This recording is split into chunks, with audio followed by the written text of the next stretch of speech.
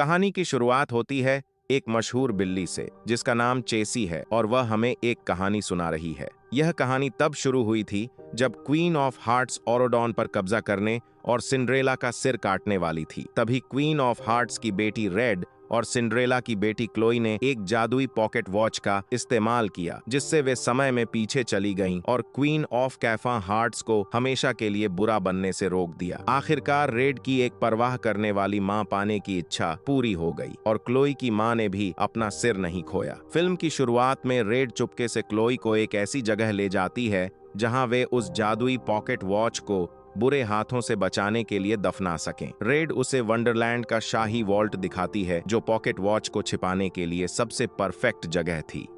लेकिन वे दोनों इस बात से बिल्कुल अनजान थे कि उस रात किसी और ने भी उन्हें गायब होते हुए देख लिया था। एक विलेन तो हार चुका था, लेकिन अब दूसरा विलेन उभर रहा था।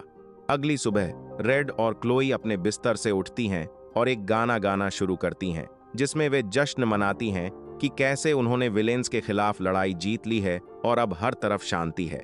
जब यह गाना चल रहा होता है तो रेड की मां उसे स्कूल के लिए तैयार करती हैं, जबकि रेड की छोटी चिढ़ाने वाली बहन बहुत एक्साइटेड है क्योंकि आज पहला दिन है जब वे दोनों एक साथ स्कूल जा रही हैं। दूसरी तरफ क्लोई के माता पिता उसे ऐसे गिफ्ट से लाड़ प्यार कर रहे होते हैं जिनकी उसे स्कूल जाने के लिए जरूरत भी नहीं थी। उसकी मां आमतौर पर बहुत प्रोटेक्टिव होती हैं और खुद उसे स्कूल छोड़कर आती हैं। जब वे दोनों स्कूल पहुंचती हैं तो क्लोई यह देखकर हैरान हो जाती है कि सभी स्टूडेंट्स उन्हें देखकर बेहद खुश हैं और उनके लिए एक वेलकम डांस करते हैं। लेकिन उन्हें अपनी इस नई लाइफ में ज्यादा कंफर्टेबल नहीं होना चाहिए क्योंकि जो नया विलेन उभर रहा है वह कोई और नहीं बल्कि रेड का पुराना बेस्ट फ्रेंड है जिसका नाम मैडॉक्स हैटर है। वह कभी एक दयालु इन्वेस्टर था जो बाद में पागल हो गया और अब उस पॉकेट वॉच की तलाश में है। क्वीन ऑफ हार्ट्स ने उसे बैन कर दिया था, लेकिन अब वह बाहर आ चुका है और अपना बदला लेने के लिए तैयार है। चेसी उसकी मददगार है। मैडॉक्स बताता है कि इतने सालों की तलाश के बाद उसके ओरेकलम ने आखिरकार पॉकेट वॉच को ढूंढ लिया है जो क्वीन ऑफ हार्ट्स के शाही वॉल्ट में रखी हुई है। वे दोनों कल्पना करते हैं कि जब वह वॉच उनके कब्जे में होगी तो वे पास्ट, प्रेजेंस और फ्यूचर सब कुछ बदल सकते हैं। वंडरलैंड आखिरकार उसका हो जाएगा। बिना समय गंवाए मैडॉक्स अपने डोडो बर्ड्स को निर्देश देता है कि वे महल और वंडरलैंड की हर चौकी पर तलाश शुरू करें। उन्हें किसी भी तरह वह पॉकेट वॉच ढूंढनी ही होगी। इस बीच रेड और क्लोई शिकायत करती हैं कि जब से उन्होंने पास्ट को बदला है तब से चीजें कितनी अलग हो गई हैं। क्लोई कहती है कि उसकी मां सिंड्रेला अब पहले से भी ज्यादा स्ट्रिक्ट हो गई हैं। ऐसा लगता है जैसे वह वो इंसान ही नहीं है। वहीं रेड अपने एक दोस्त के बारे में बात करती है जिसका नाम मैक्स हैटर है जो अब विलेन एसोसिएशन का हिस्सा है। उसके पिता रेड की मां के एडवाइजर और इकलौते दोस्त थे, लेकिन उनका बेटा मैक्स चौंकाने वाले रूप से एक चोर है जो जादू से लोगों का ध्यान भटकाता है। इस ऑर्गेनाइजेशन के दो और मेंबर्स हैं, हेजल जो अपने पिता कैप्टन हुक की तरह ही क्रूर है और ताश के पत्तों वाला दूसरा लड़का जिसका नाम फेलिक्स है। रेड भी कभी इस एसोसिएशन का हिस्सा हुआ करती थी जब तक कि वह क्लोई से नहीं मिली जिसने उसे बदल दिया। दूसरी तरफ क्वीन ऑफ हार्ट्स अपने गार्ड्स से बात कर रही होती है कि उन्हें एक पार्टी करनी चाहिए बिना यह जाने कि उसके आदमी एक एक करके सो रहे हैं। मैडॉक्स अचानक महल में आ जाता है और उससे पॉकेट वॉच मांगता है। क्वीन ऑफ हार्ट्स उसे उनकी डील याद दिलाती है कि अगर वह पॉकेट वॉच की तलाश छोड़ देगा तो उसका बैन हटा दिया जाएगा। जैसे ही वह कुछ भी बताने से मना करती है, मैडॉक्स अपने डोडो बर्ड का इस्तेमाल करके उसे भी सुला देता है। बेहोश होने से पहले क्वीन ऑफ हार्ट्स अपनी बेटी को वार्निंग देने के लिए एक कार्ड भेजती है। स्कूल में विलेन किड्स और हीरो किड्स आपस में टकराने ही वाले होते हैं कि वह कार्ड उड़कर सीधा रेड के हाथ में गिरता है। कार्ड से पता चलता है कि उसकी मां को किडनैप कर लिया गया है। रेड उसे बचाने के लिए वापस वंडरलैंड चलने को कहती है, लेकिन क्लोई सुझाव देती है कि उन्हें अपनी मां से मदद मांगनी चाहिए। सिंड्रेला इस आइडिया के लिए साफ मना कर देती हैं क्योंकि गार्ड्स के बिना वहां जाना एक सुसाइड मिशन है। मैडॉक्स एक ऐसा विलेन है जिससे पंगा नहीं लिया जा सकता, उनसे बड़ा सांसकता उसने अपने अजीब आविष्कारों से सालों तक सबको डराया है। सिंड्रेला कहती है कि लड़कियों को आराम से बैठना चाहिए जब तक कि वह काउंसिल के साथ रेस्क्यू प्लान न बना लें। रेड बहुत गुस्से में आ जाती है क्योंकि प्लान बनाने में समय बर्बाद करने से उसकी मां को कुछ भी हो सकता है। इस बीच मैक्स अपने पिता की इस हरकत से बहुत गुस्से में है और वह उनसे अपने सारे रिश्ते खत्म करना चाहता है। वह हेजल से कहता है कि वह बाकी दोस्तों यानी फेलिक्स और स्मीज को इन्फॉर्म करे कि वे उसके साथ वंडरलैंड चलें ताकि वे उसके पिता को रोक सकें और क्वीन को बचा सकें। अपनी मां को बताए बिना क्लोई भी रेड के साथ मिशन पर महल से चुपके से निकल जाती है। मैक्स और उसके दोस्त पीछे से आते हैं और लड़कियों से कहते हैं कि वे उन्हें भी शामिल कर लें क्योंकि उन्हें किसी ऐसे इंसान की जरूरत है जो मैडॉक्स को उसके ही खेल में हरा सके। वह क्लोई को यकीन दिलाता है कि वह अपने पिता जैसा नहीं है। इसी दौरान हीरो एसोसिएशन के 2 दोस्त रेड की छोटी बहन के साथ वहां आ जाते हैं और सब मिलकर जाने का फैसला करते हैं। वंडरलैंड में एंट्री करने के लिए उन सबको एक अंतहीन खाई में कूदना होगा जहां से निचला हिस्सा भी दिखाई नहीं देता। एक करके सब उस खाई में कूद जाते हैं और आखिरकार वहां पहुंच जाते हैं जहां की हर चीज और जानवर बेहद खूबसूरत हैं। जानवर उनके साथ खेलने आते हैं लेकिन उन पर नजर रखी जा रही थी। डोडो बर्ड मैडॉक्स को फुटेज दिखाता है कि बच्चे वहां आ चुके हैं। मैडॉक्स तुरंत अपने डार्क मैजिक से उन प्यारे जानवरों को खूंखार मॉन्स्टर्स में बदल देता है जो बच्चों को खाने की कोशिश करते हैं। सब अपनी जान बचाकर पास के एक केबिन में भाग जाते हैं लेकिन वहां भी मैडॉक्स उन्हें परेशान करता है। क्वीन ऑफ हार्ट्स उससे भीख मांगती है कि बच्चों को छोड़ दे लेकिन वह कहता है कि वह उसे सालों तक बैन करने का पछतावा कराकर रहेगा। काले जादू की वजह से सब अलग अलग हो जाते हैं। रेड और लुइस अचानक घर से बाहर आते हैं तो उन्हें बाकी लोग नहीं मिलते।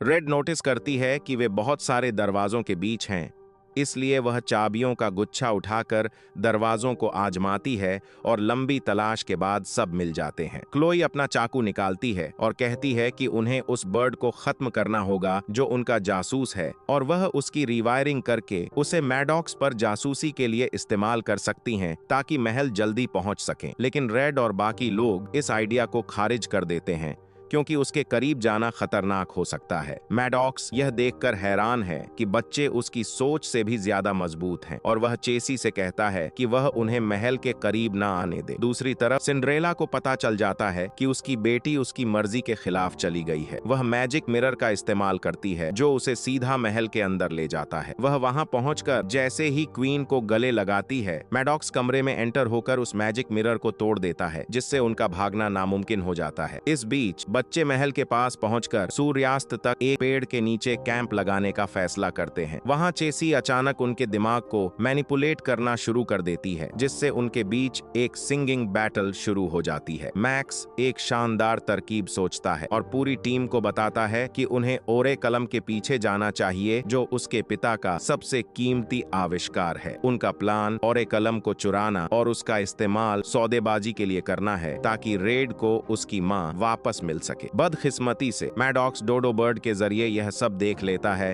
और अपने काले जादू से उनके बॉडी साइज को चींटी के आकार में बदल देता है। जब बच्चे जागते हैं तो वे खुद को शतरंज के बोर्ड पर पाते हैं जहां तितलियां अब ड्रैगन जैसी दिखती हैं। चेसी स्क्रीन पर आकर कहती है कि अगर बोर्ड से बाहर निकालना है तो किंग को कैप्चर करना होगा। शतरंज के खेल को अच्छी तरह समझते हुए क्लोई सबको स्क्वायर्स में लाइन लगाने को कहती है और रॉबी को आगे बढ़ने को कहती है लेकिन उसे तुरंत बोर्ड से बाहर फेंक दिया जाता है। हेजल उसे डांटती है कि मैडॉक्स ने कोई सिंपल गेम सेट नहीं किया। रेड भी इसका सपोर्ट करती है कि अगर गेम जीतना है तो विलेन की तरह सोचना होगा। रेड एक डांस में टीम को लीड करती है और क्लोई को चारे के रूप में इस्तेमाल करके मैडॉक्स को मात दे देती है जिससे वे गेम जीत जाते हैं। क्लोई को छोड़कर हर कोई खुश है क्योंकि रेड उसे लगातार ऐसे खारिज कर रही है जैसे उसकी कोई अहमियत ही ना हो। इसके बाद वे अपनी यात्रा जारी रखते हैं और रात गुजारने के लिए एक रैबिट कैंप में रुकते हैं। रेड उसे एक फल देने की कोशिश करती है लेकिन नोटिस करती है कि क्लोई उससे खुश नहीं है। इस बीच मैक्स अकेले ही मैडॉक्स की कुटिया के अंदर ओरे कलम चुराने के लिए जाता है ताकि वह साबित कर सके कि वह उनकी तरफ है और किसी जाल में नहीं फंसा रहा। तभी रेड और क्लोई के बीच एक बहुत बड़ी बहस शुरू हो जाती है क्योंकि क्लोई कहती है कि रेड उसके आइडियाज को कुछ नहीं समझती और अपनी मनमर्जी के लिए उसकी जान भी जोखिम में डाल दी। उसके लिए रेड बिल्कुल एक विलेन की तरह बिहेव कर रही है जिसे अपने अलावा किसी की परवाह नहीं और वह उसे दोस्त नहीं बल्कि इस्तेमाल करने की चीज समझती है। गुस्से में आकर रेड उससे कह देती है कि वह उसके लिए सिर्फ एक शू की तरह है जो बस उसके पीछे लगी रहती है। यह शब्द उसका दिल तोड़ देते हैं और वह वहां से चली जाती है। इस बीच मैक्स जैसे ही ओरेकलम चुराने पहुंचता है, चेसी वहां आकर उसके दिमाग को करप्ट कर देती है कि रेड सिर्फ उसका इस्तेमाल कर रही थी। गुस्से में आकर मैक्स उसका साथ देने का फैसला करता है और एक ताकतवर हथियार बनाकर जंगल में अकेली क्लोई से मिलता है। वह कहता है कि वह भी उसके सपोर्ट में है क्योंकि रेड एक बुरी इंसान है। वह अपने बनाए हुए डिवाइस को क्लोई के हाथ पर लगा देता है जो उसे एक ईविल चीज में बदल देता है। अगली सुबह जब रेड जागती है तो उन्हें वे दोनों कहीं नहीं मिलते। रेड को अचानक वे उस जगह की तरफ भागते हुए दिखते हैं जहां उसने जादुई पॉकेट वॉच छिपाई थी, लेकिन क्लोई उस समय बिल्कुल अजीब विलेंस जैसा बिहेव करती है और रेड की एक बात नहीं सुनती। इसके बाद जब वे इस विशाल गार्डन मेज यानी भूल भुलैया से गुजरते हैं तो क्लोई रेड को उसी भूल भुलैया के आड़े तिरछे रास्तों के बीच फंसा देती है और वहां से निकल जाती है।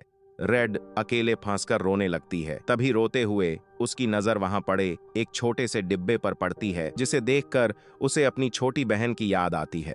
रेड अपनी बहन को आवाज देती है जिसके बाद भूल भुलैया का रास्ता अपने आप खुल जाता है और उसकी छोटी बहन उसके पास आ जाती है।